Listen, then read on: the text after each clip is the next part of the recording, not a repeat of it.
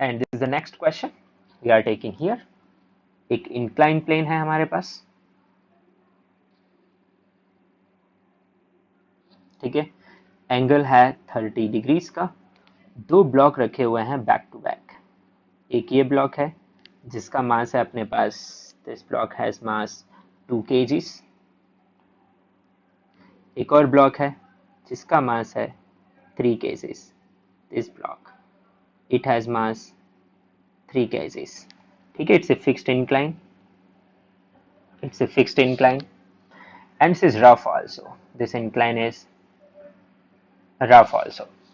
now अपन क्या करेंगे यहाँ पे, क्वेश्चन ये है कि find normal force acting between the blocks, ठीक है। इफ फर्स्ट पार्ट में आपसे पूछ रहा हूं यहाँ पे, इफ, और ऐसे भी सोच लीजिए here μ1 is friction coefficient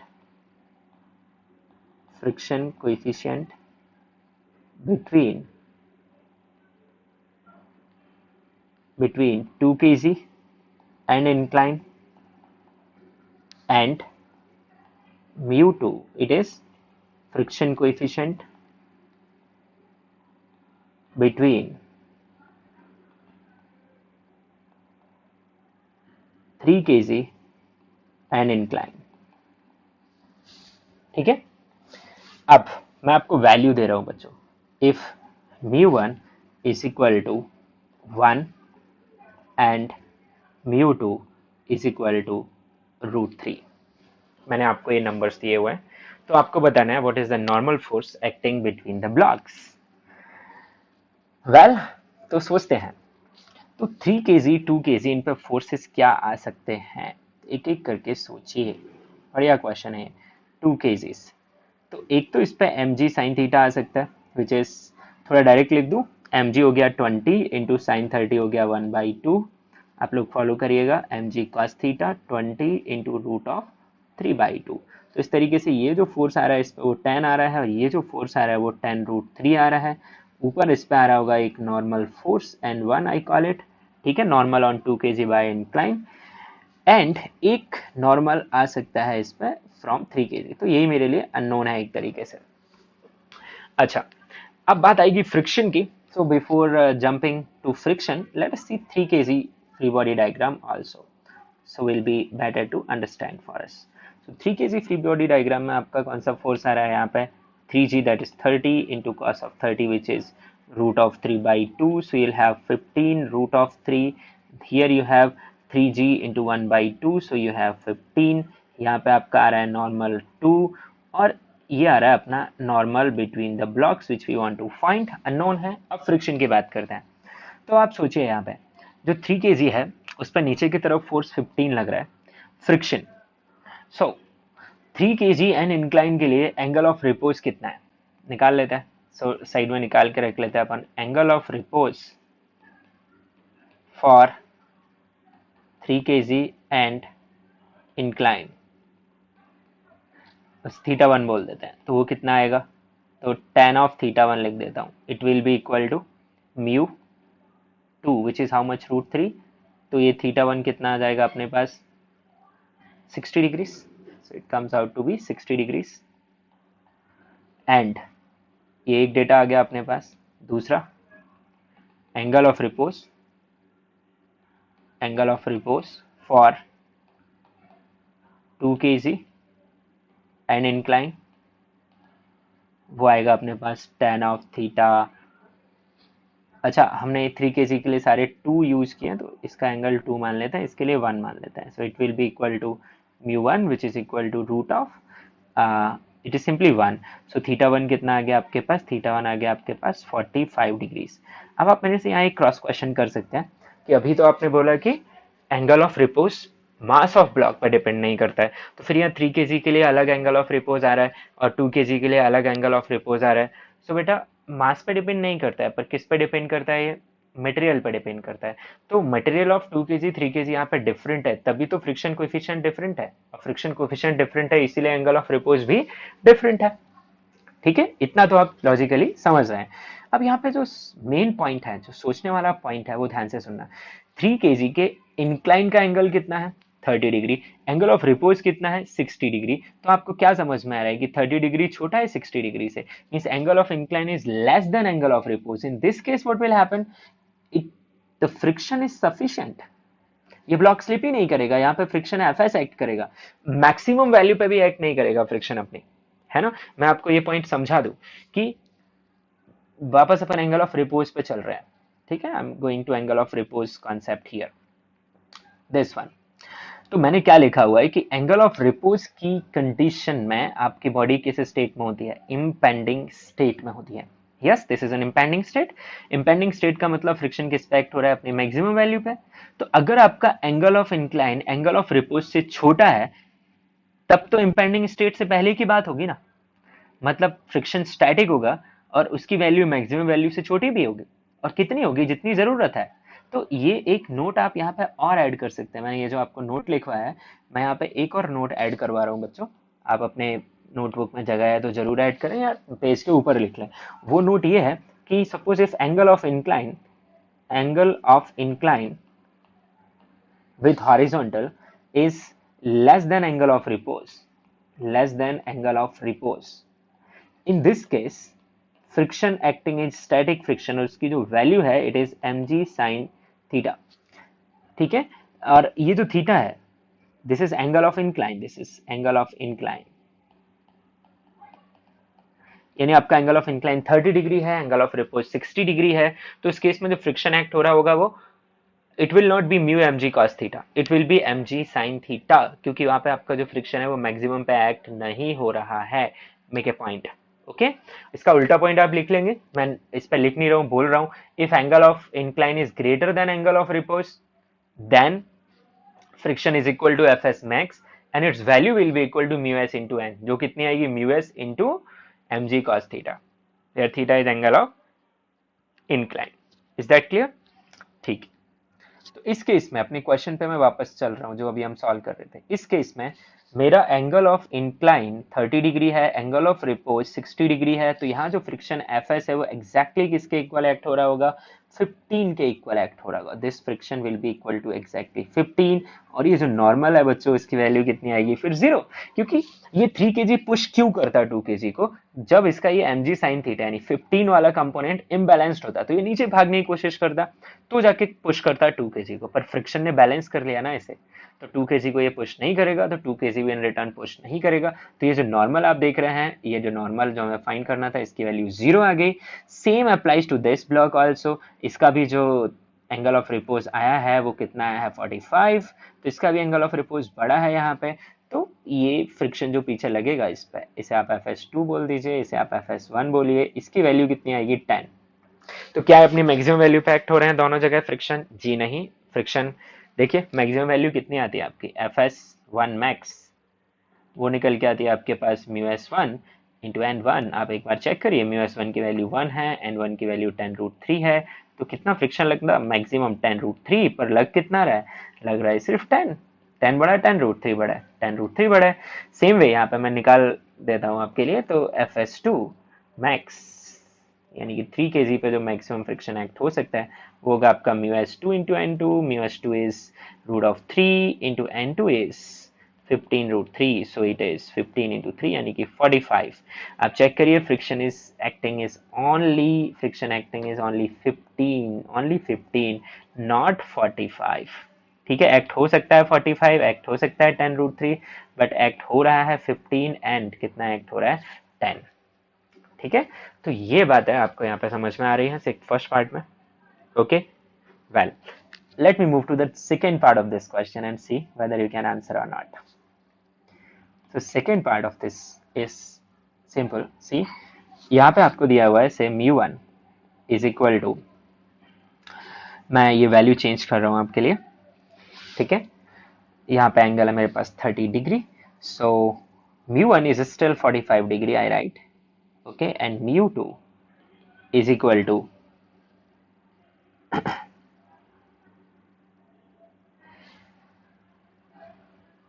Say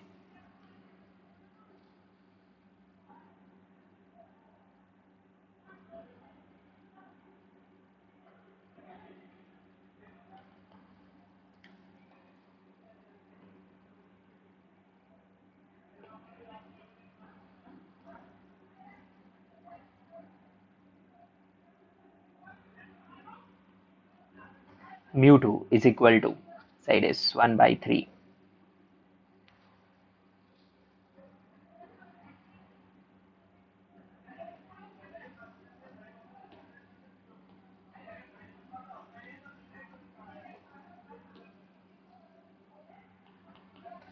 mu1 it is equal to, I'm still keeping it 1 and mu2 इसकी वैल्यू को मैं 1 by 3 कर दे रहा हूँ. Find the same. ओके, तो इस बार क्या चेंज हो जाएंगे, आपके respective angle of repose change हो जाएंगे. So theta 2 in this case क्या लिखोगे आप, tan of theta 2 angle of repose for 3 kg and incline, it will be equal to mu2 which is 1 by 3. So you'll have your theta 2 as tan inverse 1 by 3. अब आपके पास ये कोई angle तो नहीं है बेटा, this is not an angle, but हाँ ये जरूर बोल सकते हैं अपन कि जो 1 by 3 और 1 by √3 इनमें बड़ा कौन है. आप चेक करिए, जिनको दिक्कत होती है 1 by 3 एंड 1 by √3 को बड़ा छोटा, आप क्रॉस मल्टीप्लाई कर लिया करो, तो आपको यहाँ √3 आ जाएगा 3. अब तो समझ आ रहा है ना, 3 बड़ा है, तो बस उसी हिसाब से बड़ा कौन है 1 by √3. तो इसका मतलब क्या है, 1 by √3 tan कब देता है 30 डिग्री पे, और इधर tan इनवर्स 1 by 3, तो कौन सा एंगल बड़ा है, 30 डिग्री एंगल बड़ा है. तो आप बोल सकते हैं यहाँ पे कि एंगल ऑफ इंक्लाइन जो कि कितना है 30 degree, it is greater than angle of repose, और वो कितना है tan इनवर्स 1 by 3. इसका मतलब यहाँ पे जो 3 kg ब्लॉक है, 3 kg ब्लॉक को स्लिप होने से अब कोई नहीं बचा पाएगा. 3 kg ब्लॉक अपनी स्लिपिंग स्टेट में आ जाएगा. So see the free body diagram of 3 kg line. So here is 3 kg. ठीक है, ये आपके पास एज यूजुअल बना दो. कितना आया था 15√3. यहाँ कितना आएगा 15, नॉर्मल आएगा n2, और यहाँ लगेगा फ्रिक्शन, जो कि ये जो फ्रिक्शन है वो कितना लगेगा. अब सिंपल सी बात है कि ये फ्रिक्शन अपनी मैक्सिमम वैल्यू पे एक्ट कर रहा होगा. यहाँ पे friction will B at its maximum value and this will be the normal acting between it. और इसकी जो वैल्यू है फ्रिक्शन की वो कितनी आएगी, it will be equal to mu2 into n2, जिसे अपन निकाल भी लेते हैं 1 by 3 into 15√3. So it will be equal to 5√3. और आप चेक कर सकते हैं कि 5√3 15 से छोटा है. तो इसके फ्री बॉडी डायग्राम में आपको समझ आ रहा है कि क्या कंडीशन आ गई आपके पास. तो यहाँ से आप नॉर्मल फोर्स की वैल्यू निकाल सकते हैं. Let us find the value of normal from here. तो कितनी आएगी अपने पास कि जो n है वो मस्ट बी इक्वल टू, यहाँ से कैसे लिखेंगे आप, हम मान रहे हैं कि इक्विलिब्रियम में, so I am assuming let 3 kg is in equilibrium. हो सकता है ना भी हो, तो ऐसे केस में मैं लिखूंगा n प्लस, एक तो n ऊपर लग रहा है, अब द इंक्लाइन लग रहा है, 5√3 भी अब द इंक्लाइन लग रहा है, मिलके 15 हो जाए. तो आपका जो n है वो कितना आ जाए 15 माइनस 5√3. पर ये अभी आंसर नहीं बोलूंगा क्योंकि मैं इसे वेरीफाई करूंगा कि 3 kg इक्विलिब्रियम में है भी या नहीं है. उसके लिए मैं चलूंगा 2 kg पे.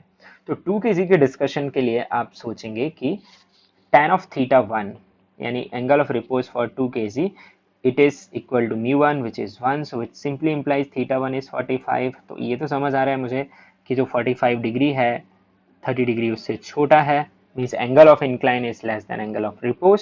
सो 2 kg का फ्रिक्शन अपनी मैक्सिमम वैल्यू पे नहीं हो रहा होगा. तो इसके लिए क्या करोगे आप, उसके लिए बहुत सिंपल सा काम है. 2 kg, यहाँ पे आपका ये फोर्स आएगा 10, यहाँ पे आपका फोर्स आएगा 10√3, यहाँ पे आपका नॉर्मल आएगा n1, यहाँ पे आपका फ्रिक्शन आएगा, उसे बाद में सोचते हैं, और एक नॉर्मल यहाँ पे आ रहा है. ठीक है, तो अब आप क्या लिखोगे इसमें, अब आप लिखोगे कि चेक करोगे कि 10 प्लस n की जो वैल्यू है वो कितनी आ रही है. तो 10 plus n is 15 minus 5√3, so it comes out to be आप 5 माइनस 5√3. एंड fs1 मैक्स इसकी वैल्यू आप निकालोगे तो वो कितनी आएगी आपके पास, mu1 n1. mu1 is 1, n1 is 10√3. So you will get it as equal to 10√3। अब आपके पास मन में डाउट आएगा कि बड़ा कौन है। अब किस किस को कंपेयर करोगे आप कंपेयर करोगे 10 प्लस एन को और fs1 को। तो कंपेयर, अब कंपैरिजन करना है 5 1 माइनस रूट थ्री एंड 10√3 के बीच में। देखते जाएंगे, ये 2 टाइम्स कैंसिल हो गया, तो यार है 1 माइनस रूट थ्री एंड 2√3 के बीच में। ठीक है, तो अब इसमें आप ज़्यादा क्रिएटिविटी ना लगाएं। ये 1 माइनस जो √3 होता है वो कितना होता है 1.73।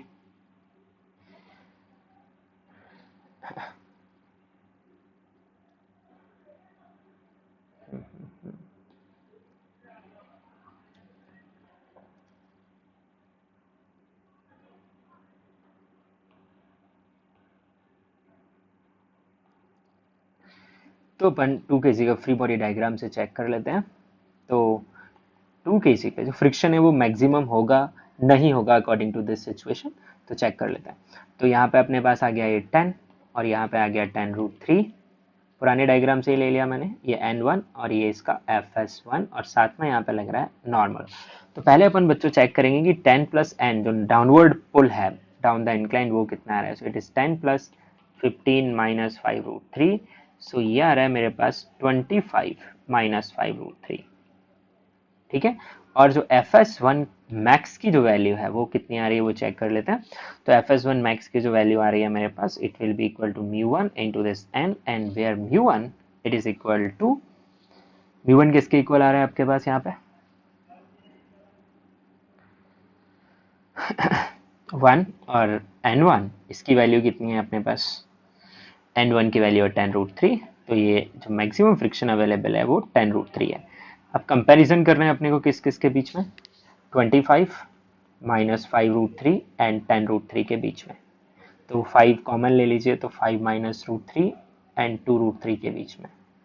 तो ज़्यादा चक्कर में नहीं पड़ते हैं, 5 माइनस 1.73 2 इंटू 1.73। सो सब्ट्रैक्ट कर लीजिए, आपको मिलेगा 7, 10 में से ऐड किया 2 बचा, 10 में से तो गया 3.72 यू विल हैव। और यहाँ पे अगर अपन मल्टीप्लाई करें वी विल हैव दिस 3.46। तो मुझे कौन बड़ा मिल रहा है, so I am getting this 10√3 is greater than 25 minus 5√3। So इसका मतलब क्या हुआ कि 10 plus N is less than, इसका मतलब हुआ कि 10 plus N is less than fs1 max.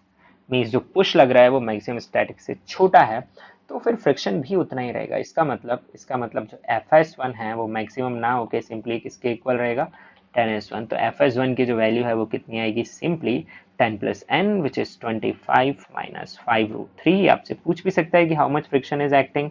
और जहां तक नॉर्मल का सवाल है, means our verification is okay कि जो 2 kg ब्लॉक है वो एक्सेलरेट नहीं कर रहा है। सो 2 kg ब्लॉक तो फिर 3 kg ब्लॉक भी एक्सेलरेट नहीं करेगा। तो नॉर्मल की फिर वैल्यू मेरी फाइनली क्या आ गई, it implies our assumption is correct, our assumption is correct.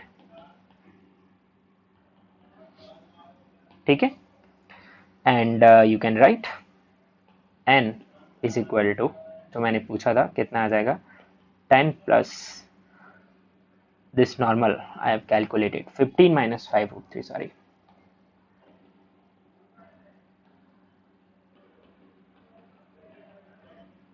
This is the value of normal acting between the blocks.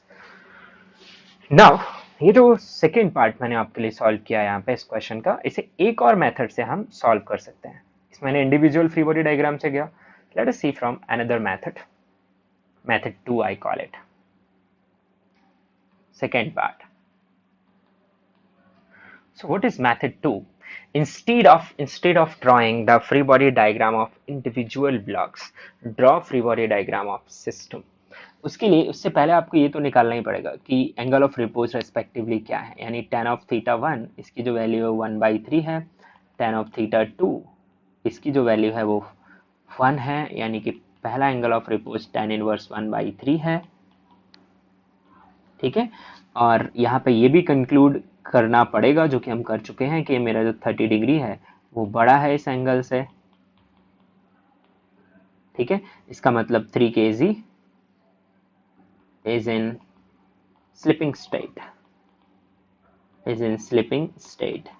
ये कंक्लूजन वहां भी आया था, यहाँ भी है, और इससे मेरा θ2 जो है वो 45 निकलता है, और मैं बोल रहा हूँ 30 degree is less than 45। So मैं लिखूंगा यहाँ पे 2 kg alone is not in slipping state.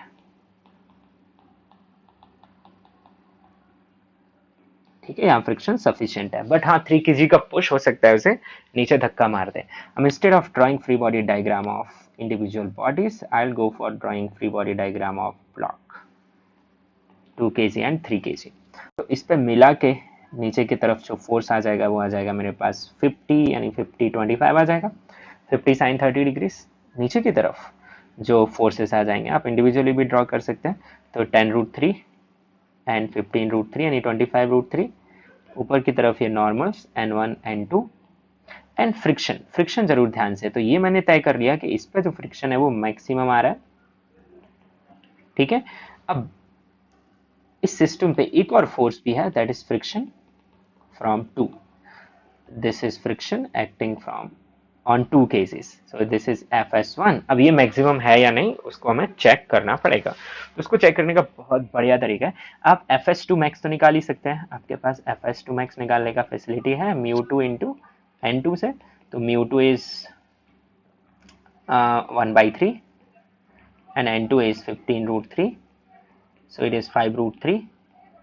ठीक है, अब आप देख लीजिए आपके लिए पुश क्या क्या लग रहा है। पुश इज 25 एंड जो फ्रिक्शन है वो कितना है, Fs1 आप लिखेंगे प्लस Fs2 max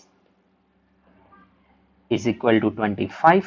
चेक करेंगे इनमें बेसिकली कि Fs1 Fs2 max, मान लेता हूँ मैं Z इज इक्वल टू 25।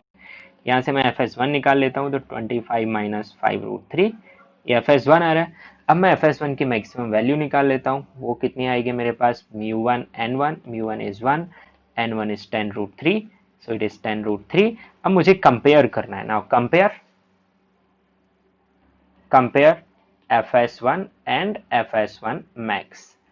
अगर Fs1 max से छोटा रहता है तब तो ये ठीक है कि ये बैलेंस कर लेगा, पर अगर Fs1 की जो वैल्यू है वो Fs1 max से ज्यादा आती है, इसका मतलब वहां बैलेंसिंग नहीं हो पा रही है, क्योंकि स्टैटिक फ्रिक्शन की वैल्यू मैक्सिमम स्टैटिक से तो बड़ी हो नहीं सकती। ओके, तो अपन क्या बोल सकते हैं फिर यहाँ पे, we can say let's compare. तो मुझे कंपेयर किस किस को करना है, I have to compare 25 minus 5√3 with 10√3। पहले तो कॉमन ले लीजिए 5, तो ये हो जाएगा 5 माइनस √3 विथ 2√3। पहले भी कर चुके हैं कंपैरिजन अपन, सो 5 माइनस 1.73, 2 इंटू 1.73, तो ये आ जाएगा आपके पास 3.27, और ये आ जाता है अपने पास 3.46, so this is greater। तो इससे क्या पता चलता है कि मेरा जो Fs1 है वो छोटा है Fs1 max से, it implies that system is in equilibrium, system is in equilibrium से if अगर ऐसा हो जाता है कि Fs1 ग्रेटर देन आ जाता तो मतलब रिक्वायरमेंट फुलफिल नहीं हो रही है, this is your Fs1 required for this to be in equilibrium. ठीक है, सो Fs1 की जो वैल्यू रिक्वायर्ड है वो छोटी आ रही है, means our condition is fulfilled, तो यहीं पे क्वेश्चन खत्म हो जाता है। तो आपका जो नॉर्मल बिटवीन द ब्लॉक है वो 0 आ जाएगा। अब आप किसी बॉडी से सोच सकते हैं, sorry normal between the block अब आप कैसे निकाल सकते हैं वो मैं आपको बता रहा हूँ, 0 नहीं आएगा। तो अब आपको किसी भी एक बॉडी का फ्री बॉडी डायग्राम बनाना पड़ेगा, मान लीजिए 3 kg का ही बना लीजिए, आपको ये फ्रिक्शन पता चल चुका है Fs2 max इट इज 5√3, आपको पता है ये 15, आपको पता है यहाँ पे आ रहा है नॉर्मल, और ये 15√3 और ये normal N2, it is in equilibrium, ये आप जस्टिफाई कर चुके हैं। तो अब आप बिंदास लिख सकते हैं कि this n plus 5√3 must be equal to 15, तो n must be equal to 15 minus 5√3 newton. So ये आपका मेथड 2 है और वो था मेथड 1। मैं पर्सनली मेथड 2 प्रेफर करूंगा क्योंकि इसमें मुझे दोनों ब्लॉक्स को इंडिविजुअली ट्रीट करने की जरूरत नहीं है। ओके